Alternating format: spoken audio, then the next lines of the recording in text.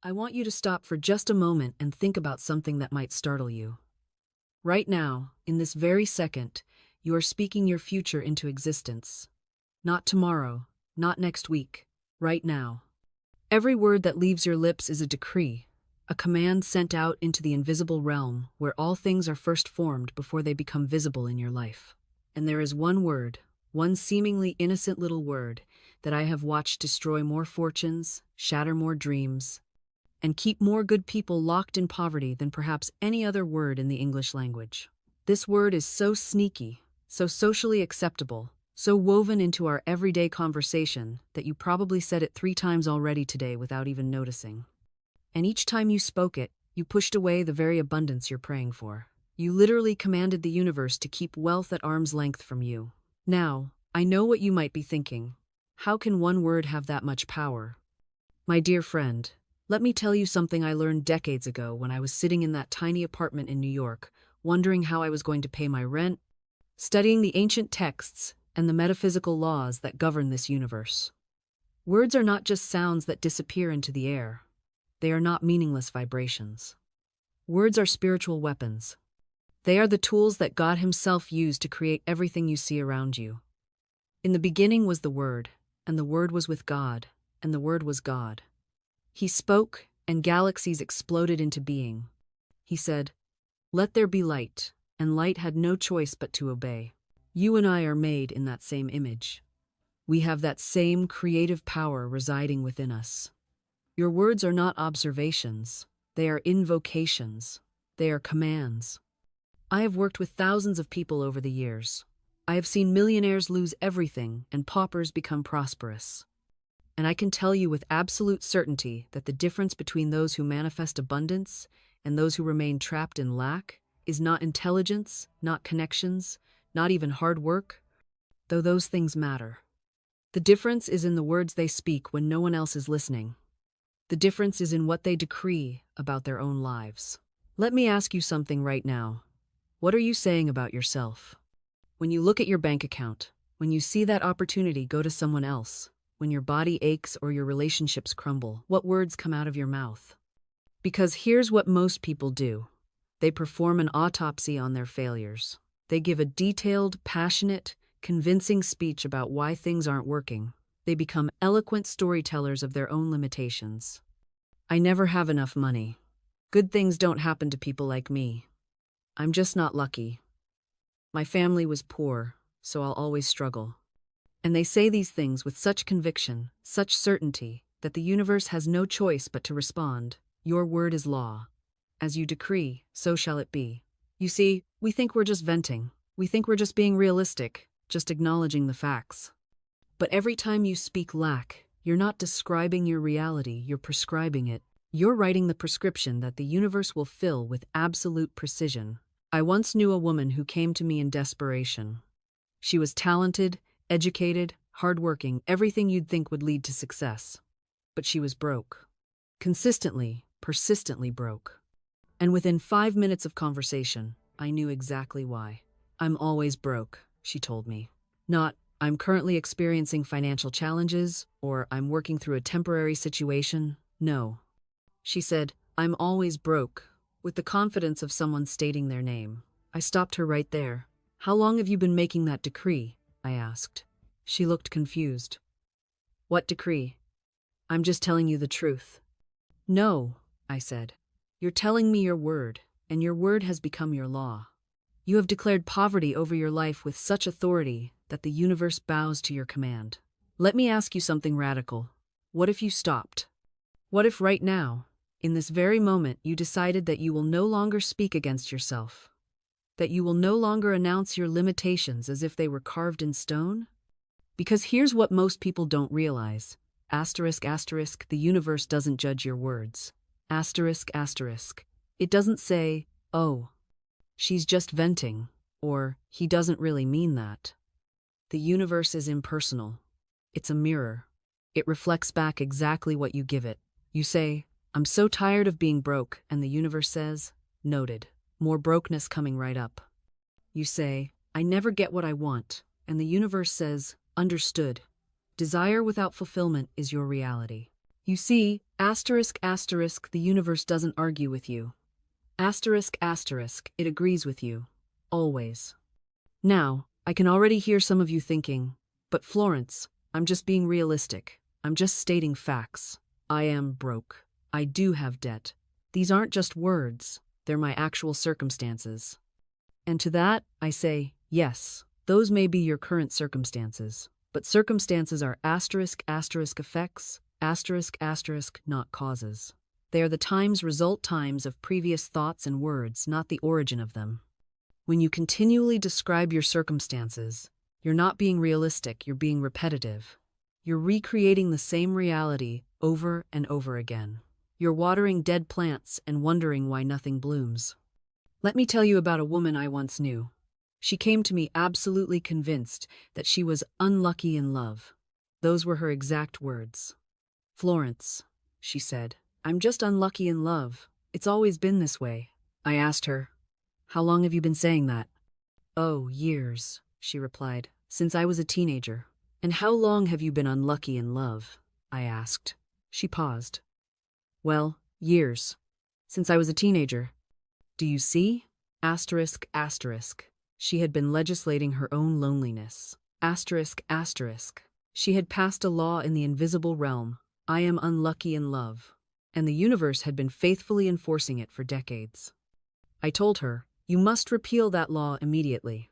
And I watched her face change as the realizations sank in. It's one thing to understand intellectually that your words have power. It's entirely another to recognize that you've been wielding that power against yourself for 20 years. "But how do I undo it?" she asked me. "How do I take back decades of wrong thinking?" And this brings us to the most liberating truth I can share with you today. You don't have to undo anything. You don't have to go back and unravel every negative word you've ever spoken. That would be exhausting and, frankly, impossible. Instead, you simply begin speaking a new law into existence. Think of it this way. Imagine you're in a dark room, and that darkness represents all your years of negative decree. You could spend hours analyzing the darkness, understanding the darkness, discussing the darkness. Or you could simply turn on the light. The moment light enters, darkness has no choice but to flee. It doesn't put up a fight. It doesn't need to be convinced. Light and darkness cannot occupy the same space. Your new words are that light. I told her, starting right now, you will say, "I am divinely irresistible. The perfect relationship now manifests in my life in the perfect way." Say it until it becomes more real to you than your old story. Now, I know what some of you are thinking. "Florence, this sounds like I'm lying to myself. How can I say I'm lucky in love when my lived experience shows the opposite?" And here's where we must understand something profound about truth. There are two kinds of truth operating simultaneously. There's the truth of the visible realm, what you can see, touch, and measure. And there's the truth of the invisible realm, the realm of potential, of divine possibility, of what is seeking to manifest through you. When you speak your word, you're not denying the visible truth. You're asserting a higher truth. You're speaking from the realm where things already exist in perfect form, waiting only for your recognition and acceptance. This is why affirmations work not through repetition alone, but through your recognition of what is already established in divine mind. When you affirm, "I am prosperous," you're not trying to become prosperous. You're claiming the prosperity that exists for you in the realm of perfect ideas. I've watched people transform their entire financial situation through this understanding. A woman came to me, drowning in debt, convinced she was destined for poverty.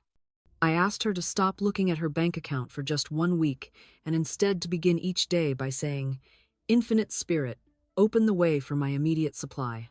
Let all that is mine by divine right now reach me, in great avalanches of abundance." She resisted at first. "But that's not true," she said. "I have $17 to my name." I told her what I'm telling you now. You're not lying. You're selecting which reality you're going to feed with your attention. Within 3 days, an opportunity appeared unexpected, perfect, exactly what she needed. Within a month, her debt was cleared. Within 6 months, she had more than she'd ever imagined possible. What changed? Not the universe, not God. Her consciousness changed. She stopped giving power to appearances and started giving power to the truth of her divine inheritance. Here's what most people miss. Your word is your wand. Every statement you make is a decree.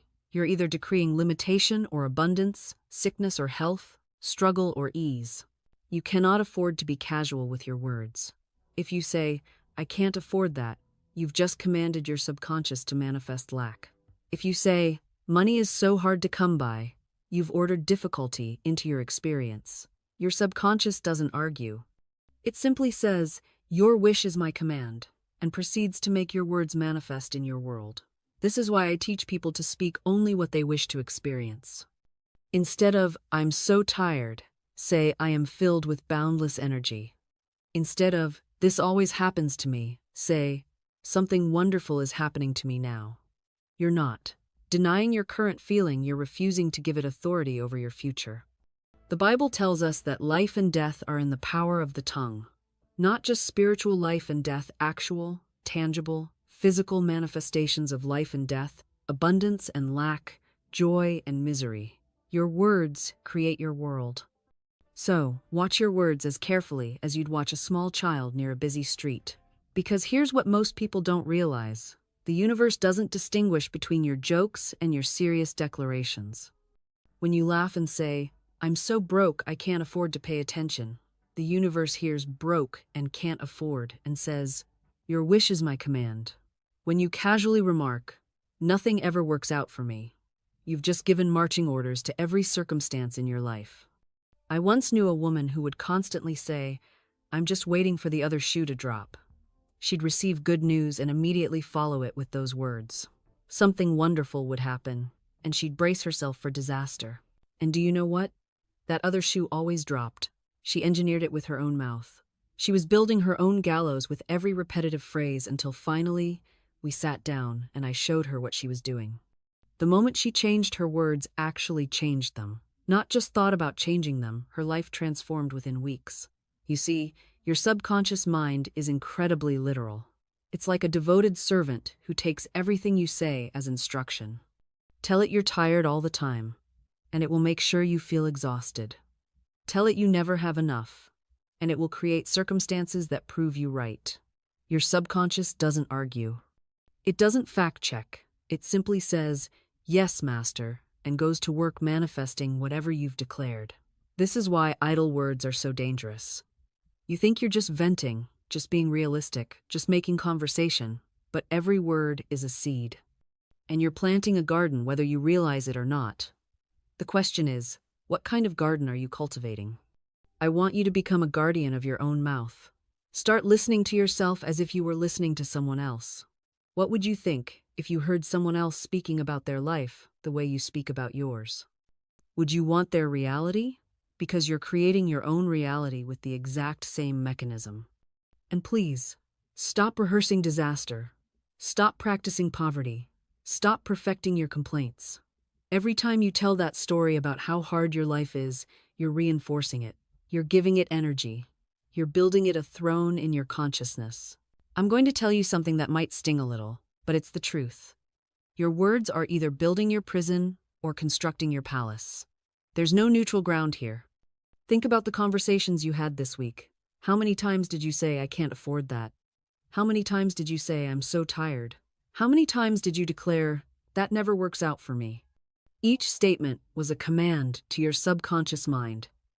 And your subconscious? It doesn't argue. It doesn't question. It simply says, "Your wish is my command," and gets to work manifesting exactly what you've declared. This is why I'm so insistent about catching yourself in the act. When you hear yourself about to say something negative, stop mid-sentence if you have to. I've literally put my hand over my mouth before to stop words from escaping. People thought I was being dramatic, but I knew better. I knew I was protecting my future from my temporary frustration. Here's what you do instead. You become the gatekeeper of your own mouth. You develop what I call spiritual vigilance. Before you speak, you ask yourself, is this what I want to create more of? If the answer is no, you choose different words. Instead of, "I can't afford it," you say, "I'm opening myself to new channels of abundance." Instead of, "I'm so tired," you say, "I'm renewing my energy now." Instead of, "That never works for me," you say, "I'm ready for my good to find me in unexpected ways." Does this feel awkward at first? Absolutely. Will people look at you strangely? Probably. But you know what's more awkward? Living a life that matches your worst conversations. I knew a woman who complained constantly about her health. Every conversation began with an organ recital: her back, her knees, her digestion. She wore her ailments like badges of honor. And year after year, she got exactly what she talked about.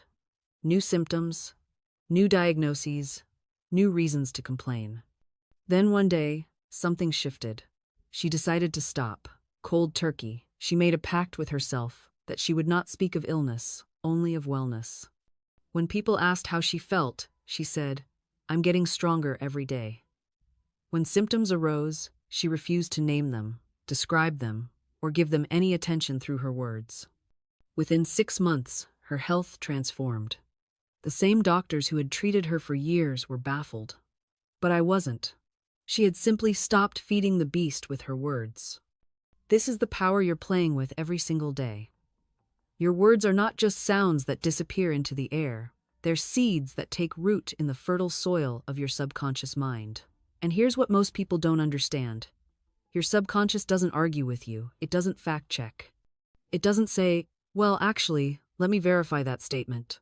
No, it accepts every word you speak as a command, as an instruction, as the absolute truth of who you are and what you deserve. When you say, "I'm so stupid," your subconscious says, "Okay, got it. Stupid it is. Let me now filter every experience through that lens. Let me make sure you forget important things, make mistakes at crucial moments, feel confused when you need clarity. It's working overtime to prove you right." When you say, "Nothing ever works out for me," your subconscious becomes a heat-seeking missile for failure. It will guide you toward disappointments, help you overlook opportunities, and make sure you notice every single thing that goes wrong while completely missing everything that goes right. This is why two people can live in the exact same circumstances and have completely different experiences. One person sees obstacles everywhere, the other sees opportunities. One person feels cursed. The other feels blessed. The difference isn't in their external reality, it's in the words they've been speaking over their lives, year after year, day after day. I worked with a woman who couldn't understand why she kept attracting financial crisis after financial crisis.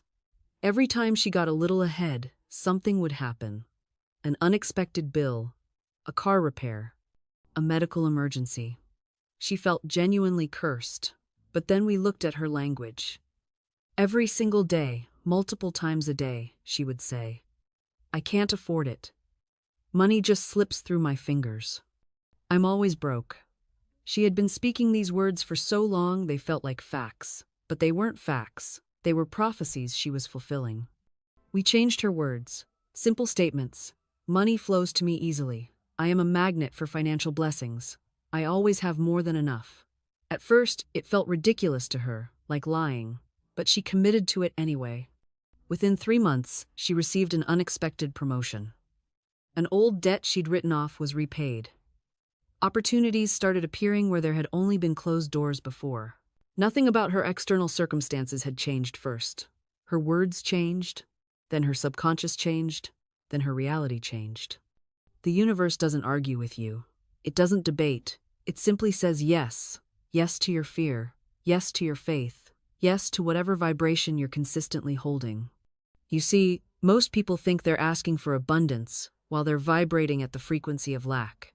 They say they want love while radiating resentment. They declare they want success while telling stories of failure every single day. Your vibration is your prayer, and your story is what sets that vibration. I knew a man once who came to me exhausted, defeated. He'd been looking for work for months. Every morning he'd wake up and say, "Nobody's hiring, the economy is terrible. I'll probably never find anything." And what do you think the universe heard?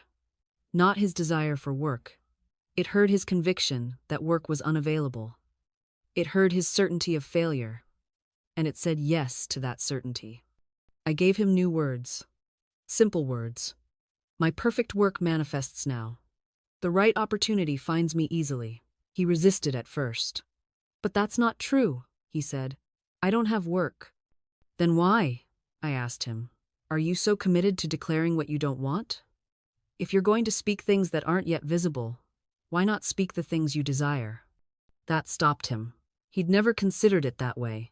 He'd been using his imagination to create more of what he feared, never realizing he could use that same power to create what he wanted. Within 2 weeks, an old colleague called him out of the blue. Within a month, he had 3 offers to choose from. 3. After months of nothing, suddenly abundance appeared. What changed? Not the economy, not the job market. His story changed. His vibration changed. The universe simply matched his new frequency. This is the part that requires courage, I won't lie to you. Because when you start speaking a new story while you're still living in the old circumstances, it feels like lying. It feels foolish. Your logical mind screams at you that you're delusional. But here's what I know. Faith is not seeing the full staircase and taking the step anyway. Faith is calling things that are not as though they were. Faith is telling a new story before the evidence appears. And that story, that new story you're telling yourself, it doesn't have to be elaborate. It doesn't have to be perfect. It just has to be different from the old one. Instead of, I always struggle, try, money flows to me easily and naturally. Instead of, I can never get ahead, whisper, I am provided for, in ways I cannot yet see. Instead of, I'm not worthy of wealth, declare boldly, the universe delights in prospering me. These are not empty words, they are seeds, and every time you speak them, you water them. Every time you think them, you tend to them. And in time, perhaps not today, perhaps not tomorrow, but in divine timing, they will break through the soil and bloom. I've watched people transform their entire financial reality by changing nothing but their inner speech. Not their job, not their skills, not their connections, just their words, just their assumptions, just their inner story. One woman came to me drowning in debt, convinced she was cursed. I asked her what she said to herself each morning. I'm broke, I'm buried, I'll never escape this. Every single day, that was her morning prayer. I gave her new words. I am debt-free and prosperous. She resisted at first. But it's not true, she argued. I said, not yet, but which story serves your future? The one that keeps you stuck or the one that sets you free? Within 6 months, unexpected checks arrived. Old debts were forgiven. New opportunities opened. But here's what's important. The outer change followed the inner change. She didn't get out of debt and then feel abundant. She felt abundant first, in her imagination, in her words, and then the debt dissolved. This is the proper order of creation. Inner first, outer second, always. So where are you still telling the old story? Where are you rehearsing lack, limitation, and struggle? Because every time you do, you're planting those seeds instead. Your words are not passive. They are active. They are creative. They are the very substance from which your tomorrow is built. And so, as you sit in stillness, as you quiet the clamoring voices of doubt and limitation, you are not merely resting, you are building. You are constructing the invisible framework upon which your visible world will hang. This is why I have always said, your word is your wand. The words you speak in the silence of your own heart carry more power than any action taken from a place of fear or force. When you declare, I am prosperous, you are not lying to yourself. You are not engaging in fantasy. You are speaking the language of the divine, calling forth that which already exists in the realm of potential. But here is where many stumble. They speak the word once, twice, perhaps a dozen times, and then they look around with anxious eyes, demanding to see the evidence. Where is my prosperity? They cry. Where is my healing? Where is my perfect right place? And in that very demand, they have broken the circuit. They have switched from faith to doubt, from the invisible to the visible, from the Creator's realm back into the limited world of appearances. You must hold steady. You must remain faithful to the vision, even when the physical world has not yet caught up with your inner knowing. This is the testing ground. This is where the spiritual warrior is born, not in the victory, but in the waiting. Not in the manifestation, but in the unwavering faith that precedes it. I have watched people stand at the very threshold of their miracle and turn back because they could not hold the vision one more day. They were so close, so achingly close, but they blinked, they wavered.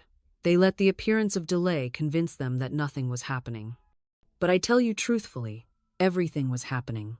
Beneath the surface, beyond the reach of physical eyes, the entire universe was rearranging itself to match their word. Angels were at work. Divine intelligence was orchestrating people, circumstances, and events with precision beyond human comprehension. And then they stopped believing. They withdrew their faith. And the whole magnificent process halted, waiting for them to return to certainty. So I ask you now, will you hold steady? Will you remain faithful to your vision even when your senses report otherwise? Will you trust the invisible realm to deliver what you have spoken into being? This is not blind optimism. This is spiritual law. Your faith is the bridge between two worlds, the seen and the unseen. And you, dear one, are the bridge keeper.